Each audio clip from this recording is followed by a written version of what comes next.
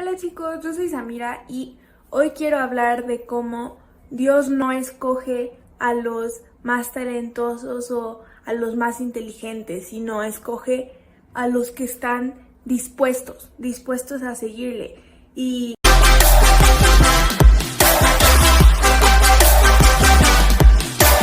quiero empezar en Mateo 4, 18 al 22, que es el llamamiento de los primeros discípulos, y dice: mientras caminaba junto al mar de Galilea, Jesús vio a dos hermanos. Uno era Simón, llamado Pedro, y el otro Andrés.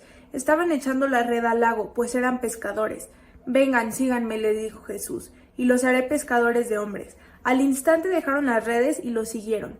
Más adelante vio a otros dos hermanos, Jacobo y Juan, hijos de Zebedeo, que estaban con su padre en una barca remendando las redes.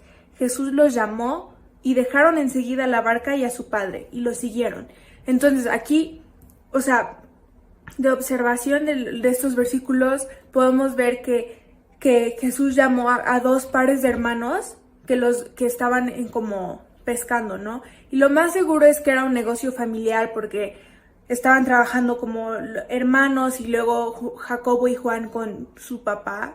Entonces, lo más seguro es que estaban en un negocio familiar como de la pesca, porque era muy común eso en esos tiempos, como seguir el negocio familiar de a lo que se fuera que se dedicara a la familia.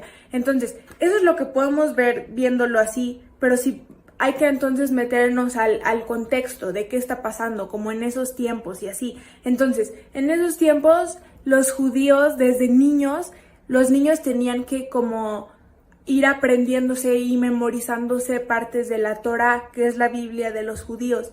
Entonces, cuando ellos, así seguían en sus años, si eran los mejores en lo que se tuvieron que memorizar y así, seguían avanzando y seguían avanzando y seguían avanzando. Entonces, los que eran los mejores de los mejores eran escogidos por los rabís, que eran los maestros de la ley. Jesús era un rabí.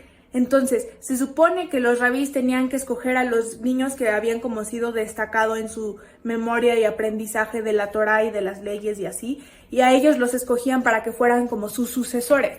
Entonces, ¿qué pasaba con los niños que no eran los mejores de los mejores? Pues se regresaban y trabajaban en el negocio familiar. Entonces lo podemos ver como aquí con Pedro y Andrés y con Jacobo y Juan. Ellos no habían sido los mejores para ser escogidos en lo natural por los rabís. Ellos no habían sido los destacados desde su clase en las leyes y así. Pero lo increíble es que Jesús los escogió a ellos, y no fue... Es como con nosotros también, Jesús no nos escoge basado en nuestros talentos o habilidades o así, porque no es lo que nosotros podamos hacer para Él, sino es lo que Él puede hacer a través de nosotros. Entonces, también podemos ver cómo en los dos instantes dice, con Andrés y Pedro, al instante dejaron las redes y lo siguieron, y con Jacobo y Juan, dejaron enseguida la barca y a su padre y lo siguieron. Entonces, ¿qué vemos? Que ellos estuvieron dispuestos a seguir a Jesús. Porque Jesús no los obligó a seguirlos, les dio la opción, pero ellos podrían haber dicho que no y ya. Pero al instante dejaron todo y lo siguieron. Nosotros tenemos que darle esa disponibilidad a Dios, que decir como yo estoy dispuesto a hacer lo que tú quieres que yo haga. Porque no nos podemos como poner en nuestra caja y decir como, no, es que yo no soy inteligente, yo no puedo servir a Dios así, porque no es por nuestras habilidades. Por ejemplo, lo podemos ver en 1 Corintios 1:20, que está Pablo hablándole a la iglesia de Corinto y les dice: ¿dónde está el sabio? ¿Dónde el erudito? ¿Dónde el filósofo de esta época?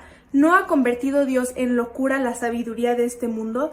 Y luego en el 26 les dice: hermanos, consideren su propio llamamiento. No muchos de ustedes son sabios, según criterios meramente humanos. Ni son muchos los poderosos, ni muchos los de noble cuna.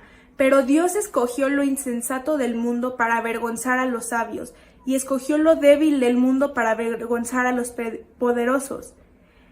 Y luego en el 31 dice, para que como está escrito, si alguien ha de gloriarse, que se gloríe en el Señor. O sea, no gloriarnos en nuestra propia inteligencia o en nuestro propio dinero o cosas así, porque Dios ve, la única sabiduría que importa, el único conocimiento que importa es el de Dios. O sea, no se ve como tonto nuestro conocimiento humano comparado con el de Dios, ¿no? Entonces, Dios dice, la gloria es para mí, no es la gloria en ustedes mismos, es el testimonio que van a dar por lo que yo haga por medio de ustedes. Entonces nosotros tenemos que estar dispuestos a decirle sí y dejar que Él obre en nuestras vidas. Bye, chicos.